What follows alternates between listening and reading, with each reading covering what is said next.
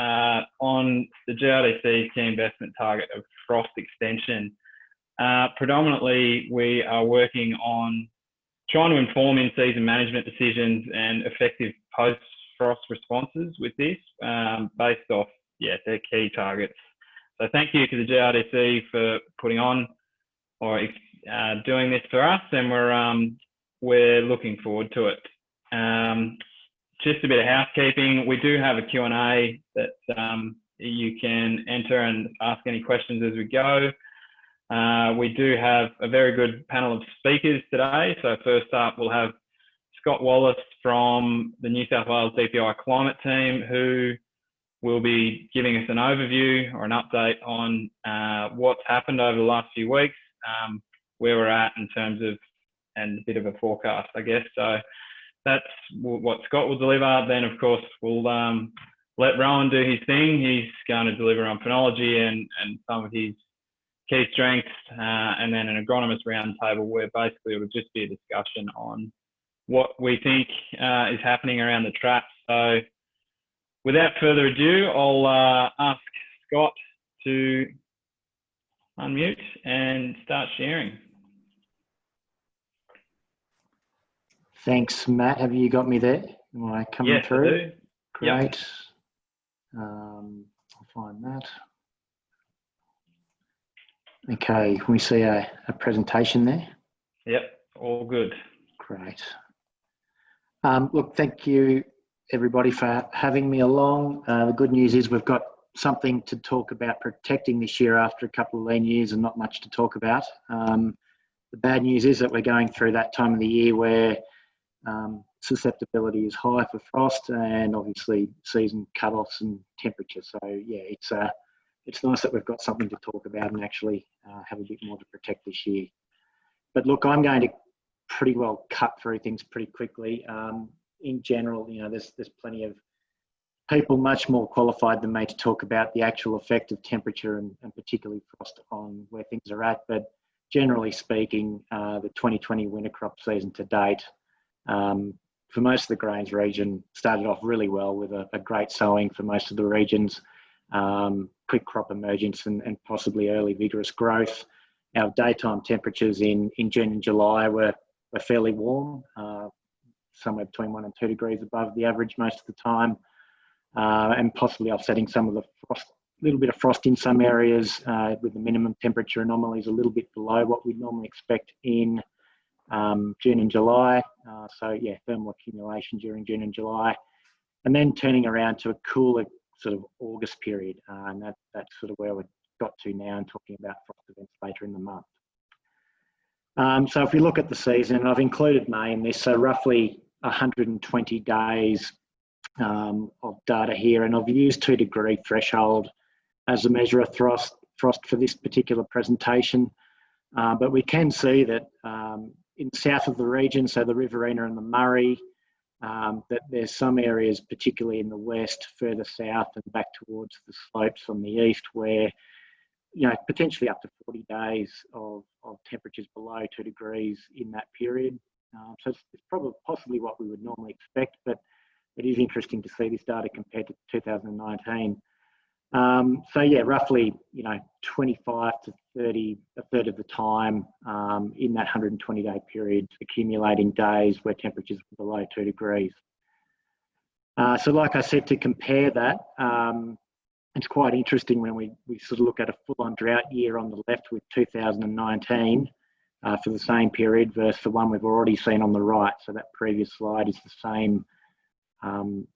same graphic that you see on the right there. We can see definitely in the south of the region that our frost accumulation at that 2 degree threshold is much higher than it was last year in 19.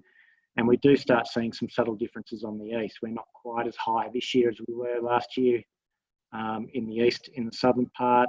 And as we head up into the north and the central west, we do see obviously a high degree of variability, but again, mixed results. And I think that just highlights that frost and that 2 degree threshold can be quite finicky, quite variable. There's probably a number of factors leading to conditions when that does and doesn't occur. So Jumping straight to August, obviously the big month for us, particularly if crops are a little bit earlier than normal. I'll let the guys with the expertise speak to that. But again, so looking at a 30-day period in August, and in the south, you know, we're roughly up to around that 10 days or more days for most of the southern region, where we've accumulated those days of 2 degrees or below. Little patch around Griffith in the middle and then towards the north of that region where there's been a few less, but generally speaking, the east and parts of the far south have accumulated a few more days. So to break August down in basically 4 weeks, we'll see the first 2 pictures in this one, the first one on the left being the first week, 3rd to the 9th of August, where in that particular week of 7 days, we did accumulate across the whole grains region, not so much in the northwest, but there were some days in that first week of August where the temperatures didn't exceed 2 degrees. Obviously in the south, it's worse back towards the east around Wagga, up into Young, Cowra, and then across to somewhere near Parks. There's a patch around Condobolin where there's quite a few days then, and obviously further south around Deniliquin and along the border. Fast forward to the next week, the 10th and the 16th, pretty subdued week in terms of frost at that 2 degree level. That said, again, the Murray region did accumulate a bit down in the further south. Similarly, in the 3rd week, 17th to the 23rd, relatively steady, a little bit actually up in the north or the central west. But then the big one that stands out, obviously, is that the last 7 to 8 days, so the 24th to 30th of August.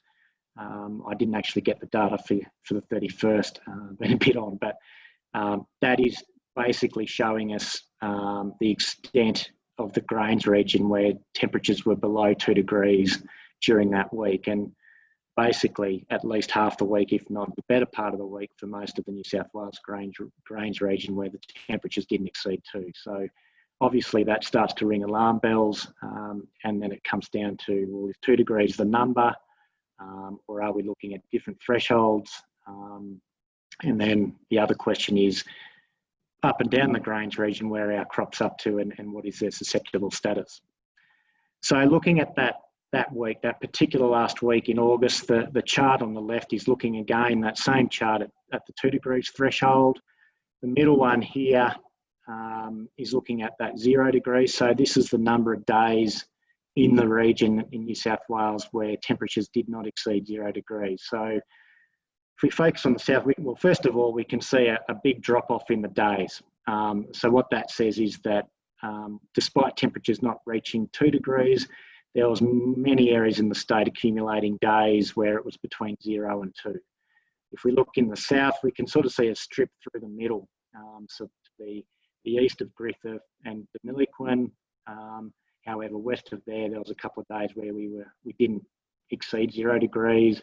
And then as we go further east towards much of the grains region around Wagga up into Young, plenty of regions up into the central west, you know, there is a significant risk that that 0 degree threshold wasn't reached for at least 1, 2, and sometimes more days.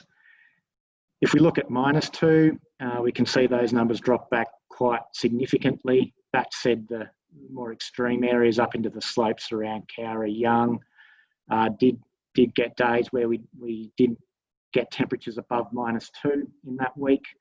And then if I go to the happy medium, so if we look at -1, similar story, we see that area in the east around Cowra, Young, Canoundra extend further west. So more Wagga, and in the central west up into regions around Condobolin. So, but depending on what the threshold numbers we're looking at are, hopefully that gives you a bit of a snapshot in the south of where some of the significant issues may occur. So where to from here? So first and foremost, if the crop has developed earlier, the underlying risk of frost impact is increased no matter what. We can't really move the goalposts of climate to match our crops if they are earlier, so that's always an underlying issue. But that said, the Bureau of Meteorology is sort of indicating that the probability, and I say the word probability fairly pronounced, that warmer than average conditions are more likely over the next 2 weeks and even in the 3-month outlook. The big thing to know about the probabilities is that we do need to understand what our median or average is for our local areas to have relevant understanding of those probabilities. And in speaking to the BOM, typically speaking, the frost risk is decreased when soil moisture levels are higher. So fortunately this year, some parts of the grain region have got higher soil moisture levels at this time of the year. So hopefully that's in our favour. And also in La Nina-like conditions, we generally get warmer nights. So to look at that, the information from the BON, and I would encourage everybody to keep an eye on this. We've seen 2 charts. The first one on the left is for the week to the 5th to the 11th of September. Generally speaking, we can say that the probability of temperatures exceeding higher than median is across most of the grain region, although we do see that area west of Canberra out through to the border at Swan Hill, where it's more of an equal chance. If we go to week 2, the chart on the right, we can see that generally speaking, there's a moderate to higher chance of above median temperatures for that period. So that's good news. It doesn't mean that the risk is zero, but it does mean hopefully the number of frost days or days where we would expect temperatures below our local medians to be fewer. Same sort of thing, but looking at, well, same periods on the left and the right, but looking at the actual plus or minus temperatures. Again, we see most of the grains region operating at that 1 to maybe 2 degrees above what we would normally expect for average. However, there's just the patch south of Griffith and to the west of Canberra up into Young, where we would expect that it's a little bit closer to 0 and possibly even a fraction under. In the second week, a little bit more confidence that the temperatures will be above what we would be thinking as average. The key thing with this, obviously, in any forecast or outlook is that they generally get more accurate the closer we are to that period. So there is a bit of a grain of salt with some of this stuff, but just keep that in mind when we are looking at these tools. The other thing that the BOM does provide is a frost potential model. There's 2 products as part of this. One is an interactive map, which you'll see on the right. And what it is, it provides a 1 to 2 or a 2 to 3 day option to try and look at some of the BOM modelling with what they're predicting for different temperatures. And it is interactive. You can actually scroll into some of this stuff and bring up the details for your particular area of interest. And they've broken it up into temperature ranges, as you'll see in the legend on the right of that box. Important to note with this stuff that it is computer modelled and it doesn't rely or doesn't have input from the weather forecasting. So this particular tool is quite important to use and overlay with the localised forecast and warnings that are present for your region. The table product is slightly different. It's only showing 1 day at a time. There's basically a list of climate stations on the left, the predicted minimum temperature, but then there's a duration perspective of the hours below some of the thresholds that you may or may not be interested in. So again, it could be handy to understand what's coming towards you. But yeah, only 1 day at a time in that particular circumstance. So yeah, again, encourage you to look at that stuff on the website if it's of interest to you. So the other frost risks, obviously we've mentioned crop development and susceptibility, but the other, I guess the encouraging news is that the BOM and our outlooks are predicting warmer than average days, particularly over the next 2 weeks and hopefully into the season from a frost perspective. But what we have seen recently is more influence from these cold fronts, and the frost in the last week of August is a good example of that. We've seen the high pressure influence that was sitting over the Bight in much of July move on, and we're now seeing more instability in our atmospheric conditions. So some of these cold fronts and some of the cold air mass from Antarctica has got the potential now to penetrate further north, and that can still leave us with frost risk at the end of end of the season, I suppose. So yeah, in one sense, it's better for rainfall. However, we do carry a little bit more risk if we do get these frost events once these cold fronts move through. So hopefully that's a bit of an update. More than happy to take questions. But yeah, look, wishing everybody the very best from here, and really hoping that we can hold on to the potential that's there and maybe even build a bit more. Thanks a lot, Scott. It's great to get some of those maps and visuals that we don't tend to see a lot of, and to actually sort of have some detail into where to find those sorts of things within the BOM's website. It's great. So anyone that is keen to know a bit more about that, get in contact with myself and I can point you towards Scott, and he will work it out from there. Thanks a lot, Scott. We'll move on now. I will share my screen.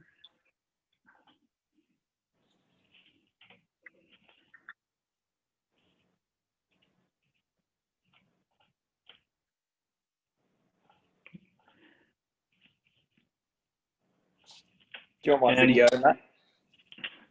Yeah, you can bring your video in, Rohan. I think everyone, you're not too ugly. No, you've disabled me. Oh. I'm back on now. You're back. Very good. Introducing Rohan Brill. He probably needs no introduction in canola. Obviously, former New South Wales DPI canola agronomist, and has done some fantastic work in phenology over his years. Some were pretty shocked that he didn't name his firstborn after canola, but yeah, he moved on from that. I think Soph had a fair say in that. So fire away, Brilly. Thanks, Matt.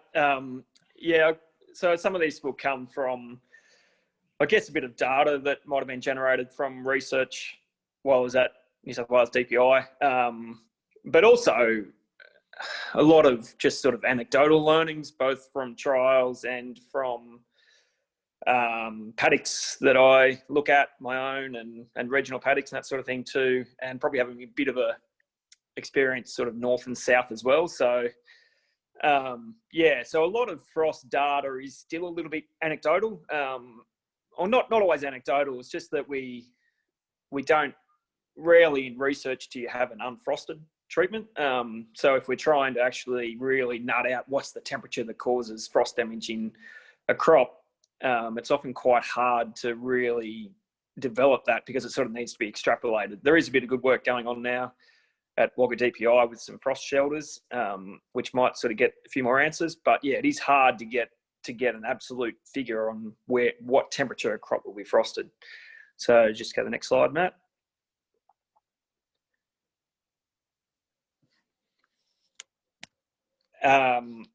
Yeah, so I suppose the first thing is that I want to talk about just the recent temperatures. I think I won't go too long now. Scott Wallace has done a good job with that.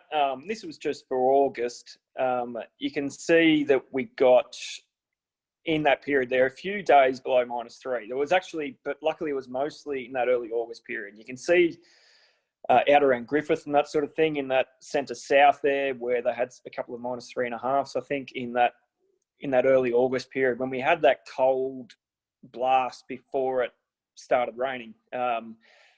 Yeah, so those -3s in my mind are the real times when we start losing significant yield in canola, sort of below that temperature. Luckily, because that was early August, most, I wouldn't say all crops, but most crops were still at stages where we wouldn't get significant yield loss. But yeah, below that -3, I reckon, is just where we start to see the numbers start to drop off in terms of yield. Next slide, Matt.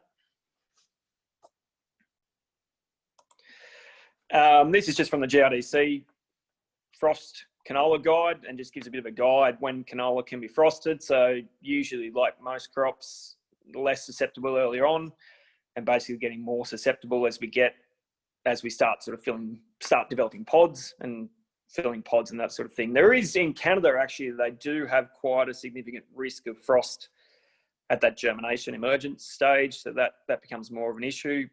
I have seen plants die occasionally from that, but not usually in high stubble load situations where that happens, but normally that's not a major issue for us. Just go to the next slide, Matt. I think what's important, no, just go back one, just where I just it could have been one of my kids drew a green line over the top of this one. But it's sort of where I see where frost is the most consequential. Some frost at, say, the bud and flower stage, they can probably take out some of those organs, but they're probably not so consequential in terms of yield. Usually canola sets a lot more buds and flowers than what it needs. So it's when we start growing pods, developing pods, put energy into pods, so putting resources down and then getting a frost on those developed seeds and pods, which I think seems to do the most damage. And especially, so basically the later the crop gets, often the more damage it can be incurred. Often though, usually the later the crop gets, it's probably a little bit tougher in terms of the temperature that it can actually handle. Probably the worst, the most yield loss I've seen in absolute terms was probably crops in 2013 that were frosted, I think around mid-October in that Hooligans Creek Valley and around Young and that sort of thing, was a -4 event. And that cost, in some crops, sort of took them back from, say, 2 tonne to half or 0.7 tonne of the hectare. So that's probably the most I've seen being a real, that you could completely attribute to frost. Next slide, Matt. What to look for, just briefly go through a couple of these. We do sometimes see a bit of stem splitting, especially if the frost come after fairly rapid growth. And sometimes that can actually lead to a bit of blacklead infection. Next slide, Matt. We get these sort of gaps in the stem and where the pods don't actually set, and you can see sometimes you'll have a few pods that'll set and then get a bit of a gap and then set a few more pods. Next slide, Matt. But I think the big thing is this loss of seeds within pods. So if you look at something like, this was a photo from 2017, when a crop has invested resources into that pod and into those seeds and then it gets frosted, the more effort it puts in, the less it can recover, especially if the crop's running out of moisture at the same time. And you can see in that little image there, you can see in the middle of that pod where there's 4 seeds that have escaped frost. Above that, there's 3 seeds, and below that, 2 seeds that were recently frosted. In that case, it was about 4 days after a -4 frost event. And you can see also down low in that pod would have been from an earlier frost event. So that was from 2017 when we had a fair string of sort of -4s at least anyway, anywhere from probably early August till mid-September, which took out yield in 3 or 4 different events. And you can see to the right there what a frosted pod can look like later on when you're actually getting more closer to maturity and that sort of thing. Next slide, Matt. I think one big thing which I've noticed is that frost probably gets an overshare of its blame. I know not all sterility is frost. So I think sometimes, I'm not sure exactly why, but I think sometimes frost is sort of seen as bad luck, so we blame frost, but we do see often where crops get sterility from reasons other than frost. So in 2019, this photo was, we just saw crops just not able to fill their potential because of lack of moisture, basically. So we had a pretty good May, June, and even July 2019. Those crops set plenty of buds, plenty of flowers, plenty of yield potential. But when the crunch came on sort of mid-August through September, they just weren't able to set those pods. And you can see there, we often got these big gaps in stems from lack of moisture, and lack of moisture at sort of a critical period, as much as actually being from a frost effect. And we could tell that because we just didn't get those savage frosts in 2019 that we got in years like 2018 and 2017 anyway, that on a widespread scale anyway. Next slide, Matt. I should say that's probably also the same in the pods. There's a lot of seeds that set that don't necessarily make it through to harvest because of lack of assimilate after that flowering period.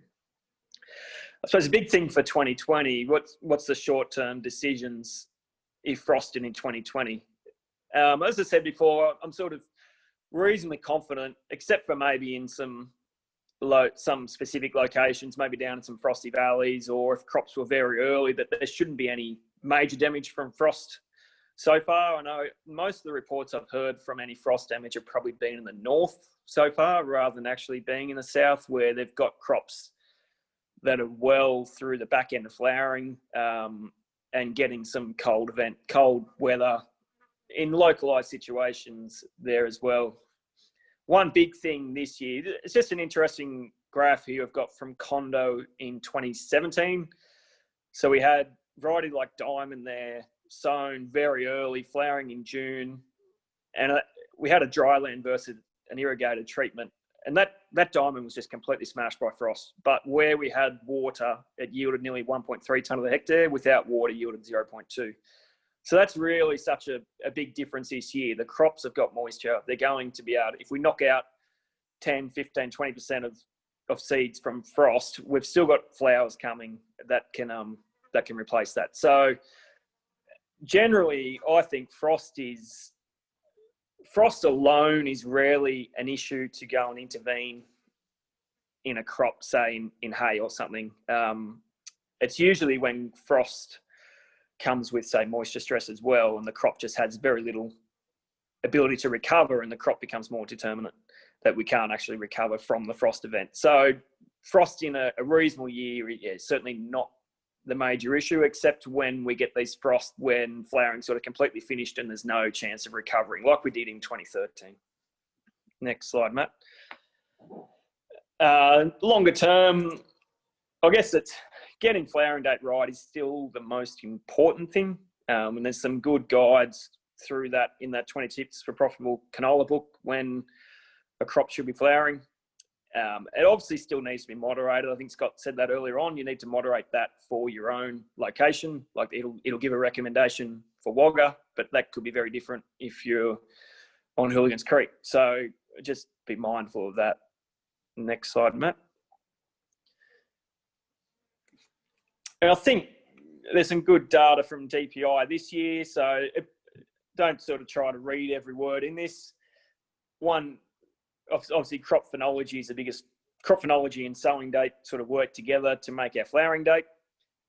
2020 has been a little bit interesting in that some of the varieties that have a bit of a vernalisation hold actually sped up this year, even though it wasn't warmer. You can see something there like 44Y27 sown late March in 2018, flowered in early August, whereas the same variety sown late March this year was flowering in the middle of July. So it's especially these varieties with a bit of a vernalisation hold that got a little bit quicker. So if you go to the next slide, Matt, it's a little bit of it takes a little bit to get your head around, but we actually had a higher ratio of vernal temperature this year compared to overall temperature. So of the amount of temperature we got through sort of May, June, July, a greater proportion of that temperature was below 15 degrees, which means that a vernalisation response is going to be met much earlier. So it is a little bit hard to get your head around, but there's sort of three types of canola varieties. There's the winter types that have to be vernalised. So they've got this big park break where unless you get a set amount of cold temperature, that park break just won't be released. Then you get the real true spring varieties, probably like Diamond, that they have no effective vernalisation. They just get a set amount of temperature and then they flower. But in between that, varieties like I said there, 44Y27 is one case.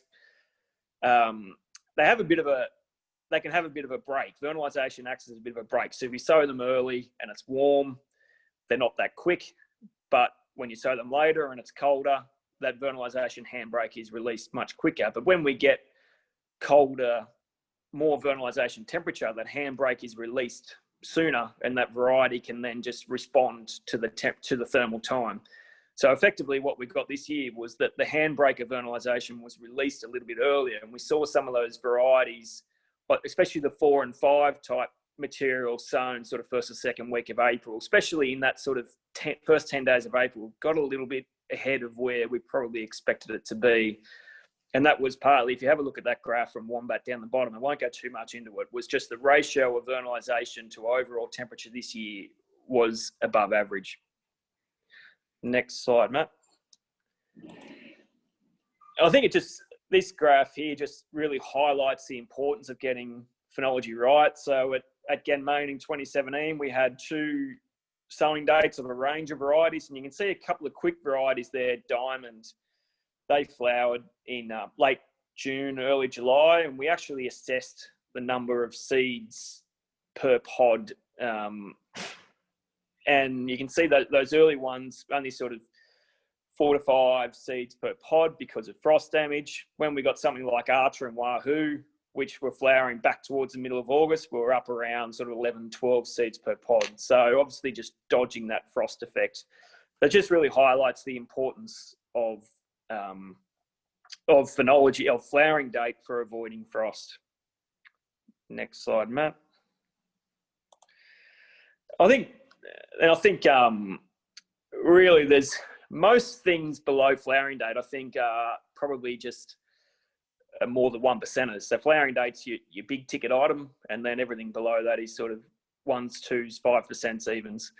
One of them is your rotation management in terms of where frost goes in the rotation. So how much stubble in the paddock is quite important. So I'd sort of hope that canola, not just for frost reasons, but if we get some big planet stubbles this year, then that's probably not the place to go and put canola into those paddocks next year, because we're going to have a fairly cold paddock and possibly also issues with nitrogen tie-up and pests and that sort of thing too. So doing those sort of things right for your crop will also help for frost management. So obviously trying to put the least susceptible or least valuable crops into the least frosty situation, and growing canola after a double break has been after a legume in a lower residue situation has been a good tool to actually limit the amount of residue going into a canola crop.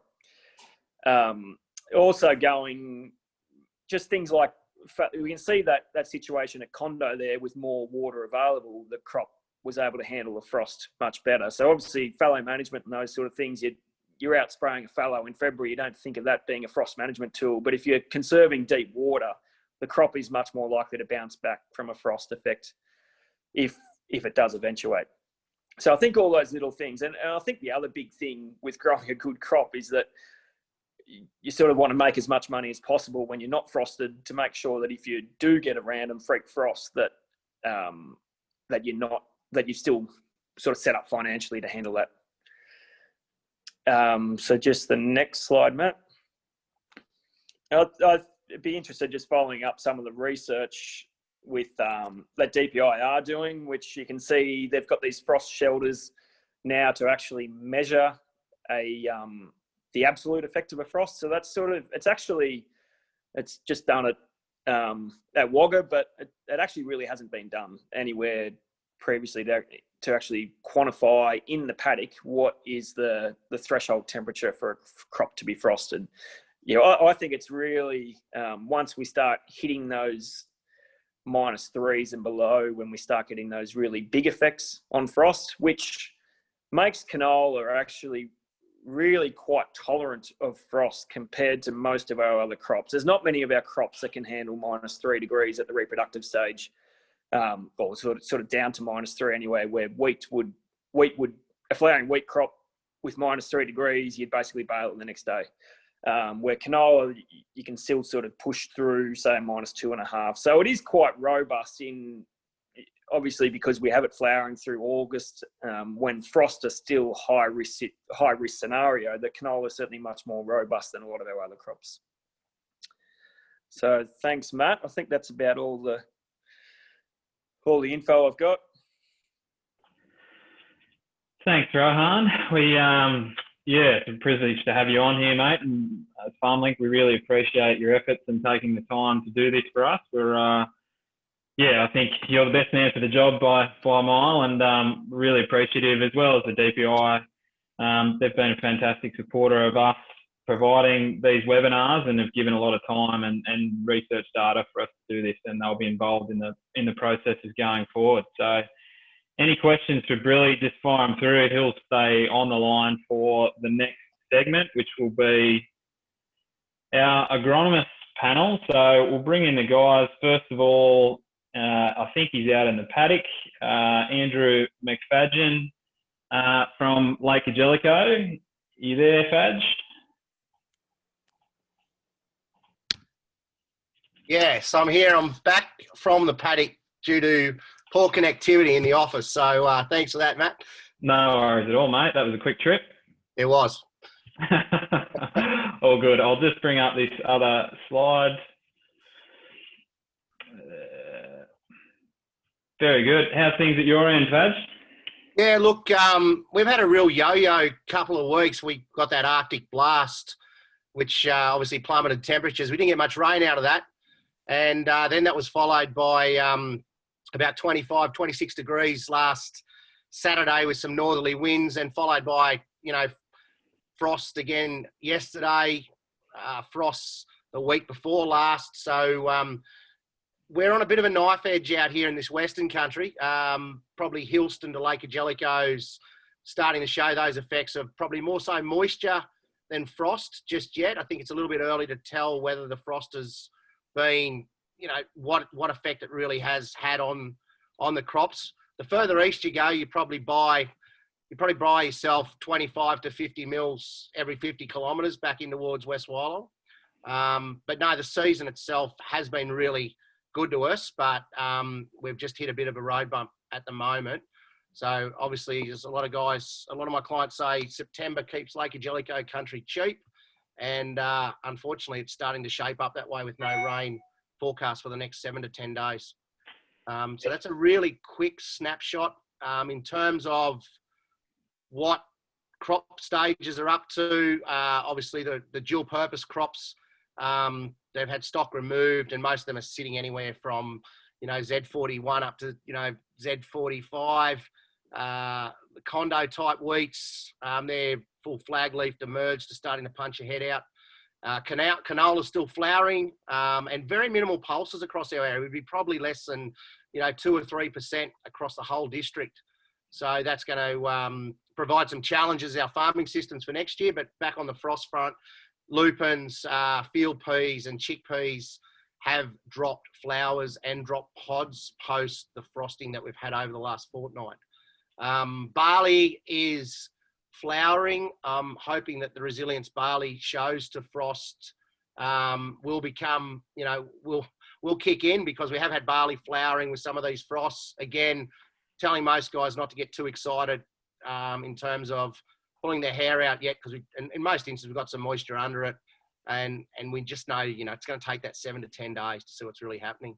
That's a really brief snapshot. I hope that's what you wanted me to do. Yeah, no, that's all good. We're just getting the other guys coming in now. Afternoon, Pete. How are you? Good, thanks, mate. How's things looking in your part of the world up there in sunny Cowra? Yeah, well, I guess if September makes it cheap out there, it makes it dear here. We've had 550 mils for the year and probably 400 growing season. And probably bogging and moisture excess is our biggest enemy. We've been trying to get fungicide sprays on now for the last fortnight, and most of them have had to come out of the bird due to poor trafficability. But sowing went well, on time, by the calendar. We're tracking, as Rohan said, we certainly picked up some scary stuff early with that Vern meeting quickly, and things like 91 and whatever throwing flowers up, late June, early July was a bit scary. But that clock seemed to reset, and most varieties have held true, and we're mid-flowering now. And I guess what's keeping us busiest at the moment is keeping the gremlins out of the crops, and that's fungal pathogens, and that's wheat, legumes, and canola. Yep, very good. Benny, how's things with you? Good, mate. We're tracking along pretty well here. I've been in Lockhart all day today and looking at some sort of frosty areas, I guess you might call them. And so far, things look pretty good through that region. I'm lucky enough to drive over the top of Hooligan's Creek every morning to go to work. And I've had my eye on a few paddocks in there that were sown quite early. Some stem frost is showing in some early sown kitty hawk. Everything else looks pretty good so far. I think we've escaped most of that pretty horrible frost we had sort of 3 weeks ago. Canola, mid-flower, things are looking pretty good. Just trying to get some fungicides on. Ground's drying out very rapidly. From Friday last week with water lying in on the ground till now being able to get spray rigs over it. So 5 days we've gone from getting bogged and can't move to quite comfortably getting over paddocks now. So things are tracking along pretty nice so far. Can't complain. Very good. And just going back, guys, we'll sort of let you run this conversation, but with some of your landscapes and that sort of thing that you look after, Fadge out there at Lake Cargelligo can be quite flat. You mentioned in some of our discussions earlier that you really look at heat as bigger challenge with you with canola as frost. Yeah, so we have some pretty tight rules for planting out here. We've got to go in with a decent moisture profile. We need to have that early break to get it in, and we need to buy a spring. So canola's more probably an opportunity crop for us in the western patch of my zone. Back towards the east, it's more part of the rotation. But we just have some fundamental rules. We kind of go from winter to summer very, very quickly, and heat stress is the biggest constraint, other than obviously lack of moisture at certain times, but we need to buy that spring. So setting up our canola crops early is key to getting good biomass, starting those flowering times a little bit earlier. Very happy to cop a little bit of frost if it's going to mitigate that heat risk at the other end, and we're just in that heat risk phase now with what's happening. We don't put any fungicides over canola out here at all. It's the economics just does not stack up in this patch. So it's fundamentally very different to probably where the other agronomists are dialing in from. Very good. And yourself, Pete, your sort of neck of the woods, you would have had some reasonable early breaks. Did you make any decisions to sort of change varieties because of how early you had the opportunity to sow, or were you pretty much set in your program and you knew your landscapes and were happy to just proceed as normal? Look, the integrated livestock models works pretty strong here. Anyone who's been involved with that, the Kirky, Swanee, Syro project at Greenthorpe would support the numbers. So certainly March 6 rainfall gave us the opportunity to put long season winter types in early. They grew like the dickens and provided very good grazing. And in some cases, there's an interesting quandary there. Some of them aren't waking up from winter burn as quickly as we would normally see. A few waterlogging issues there and a few curly things. But look, we had the ability to be a little bit agile on our feet, certainly some maturity, but essentially people were programmed. We knew the awkward bit's trying to get the winters in. We got them in, and then we sort of sowed to the calendar with abundant moisture right through the sowing period. So it was sort of public servant hours, with the greatest respect to those who might be, but public servant hours for sowing, and we could go to calendar. So everything was honky-dory. I've been quoted many times as saying it's probably as good a season as you could get up here at the moment. So, and as good as I've seen in 30 years, and one of my growers, 90 years of age, suggesting the best he's seen. So that'll put in context what we're facing here. We've had rain when we wanted it, and not until probably 2 weeks ago did we waterlog. So yeah, everything's fine, everything's lovely. And look back to the frost story.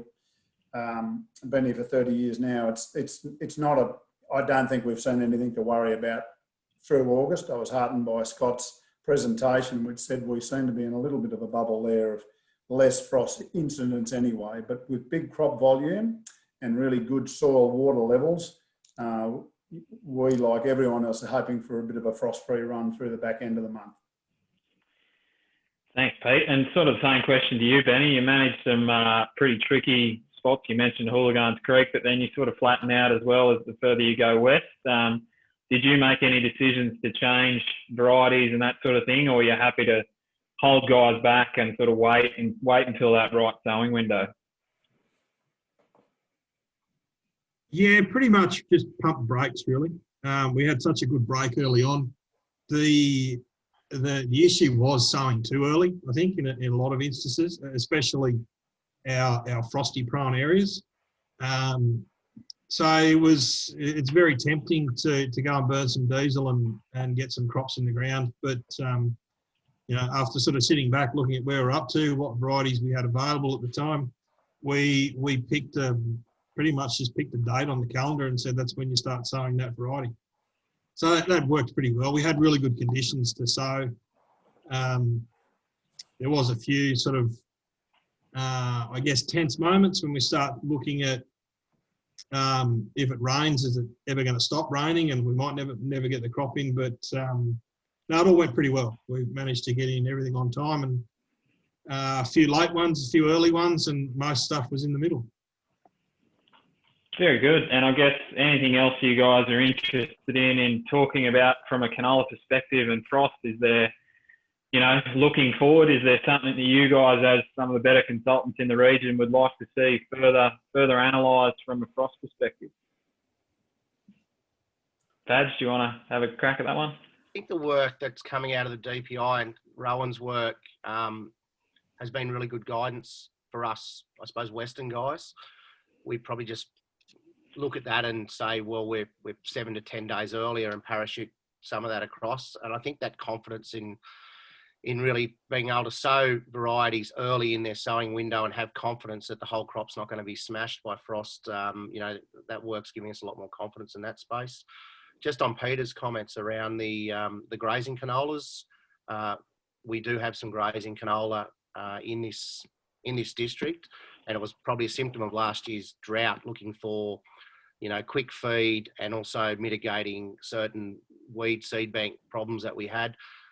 Again, there was managing growers' expectations in terms of how they were going to perform at the back end, but they played a really important role in the early end in terms of, you know, feed and feed production, and probably like most of the other gents on the hookup, we just haven't had enough stock to be able to manage them. But I don't think they'll deliver at the back end, given that the heat's come in now and we're just still having dramas with that vern really kicking in, still in vegetative phase. So it's just going to be virtually a grazing crop. Yep. Pete, do you have anything to add? No, it's, yeah, look, we've been on the grazing job for 10, 12 years now, so it is just part of the landscape, and we use it for landscape management. Obviously, frost-prone areas do get those longer varieties. I, like everyone, look forward to the material that's got, you know, less vern and kicks into a normal canola a little bit better than 970 does, and probably the guys further west would be looking with bated breath for that as well. So we probably need a little bit more flexibility in there than currently exists, but hopefully that sort of stuff is in the pipeline. Very good. Benny, anything else to add, mate? As far as frost on canola, probably the only thing that I think we could probably dive a fair bit deeper into might be nutrition, sort of like canola nutrition, whether we're getting it right or whether we need to sort of start looking at levels of things like potassium and that sort of stuff that can give you a bit of frost tolerance if you read everything, if you believe everything that's out there. But having someone sort of look into probably a bit more of that and maybe proving some theories that are out there might be nice to see. Very good. Well, I think we'll leave it at that, guys. I think that's some great information for everyone out there, and especially younger and emerging agros and that sort of thing. To have three of the best on this quick discussion was fantastic. So thanks a lot, guys. We appreciate your time. Thanks, mate. Thanks for the opportunity. Cheers, mate. No worries. Thanks, Tony. Good on you. Hooroo. Thanks, guys. Well, that concludes our, I guess, speaker side of things. We just wanted to make note that there is a lot of resources available for people looking for information into frost. So a lot of these resources we will actually send out to you tomorrow in our follow-up emails. So anyone that wants to rewatch it, God only knows why you'd want to watch my face again, but hopefully it's for Brilly's reason, because I think I've been stitched up. The heater's been cranked up as soon as this webinar started. So there's some of the guides that obviously the GRDC frost management landing page is, you know, there's a wealth of resources there. There's 20 tips for profitable canola that Rohan mentioned, as well as we have hard copies of these frost ID guides, frequently asked questions, the frost, we have hard copies of these, so if anyone would like hard copies, Luke Gaynor was more than happy to get rid of them out of his office, so they're now in mine. And yeah, I'd be happy to send some out to anyone, so just email me, matt@farmlink.com, for a hard copy. And then next week, so we'll be running another webinar next week at the same time with Felicity Harris from the DPI. So that will be a lot of her work on cereals, with a similar type format, a couple of agronomists from around the region just talking about some of the early season crops and that sort of thing. So that link will be in the registration as well. Same time next Wednesday, 4 p.m. Thank you, guys. Thanks a lot to the GRDC for investing in this. It is really important.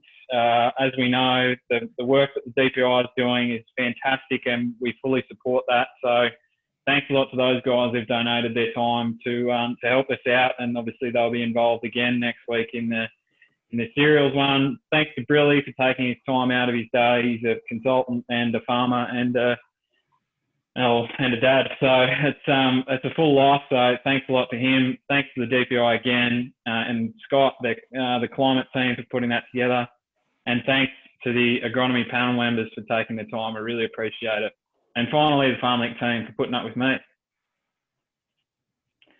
Very good, guys. We'll end that there. And any questions, email myself, Matt, MATT, @farmlink.com.au, and you'll get an email. There is a short survey at the end of this, which will just help us go through the next round of webinars and try and make it as relevant as possible. Thanks a lot.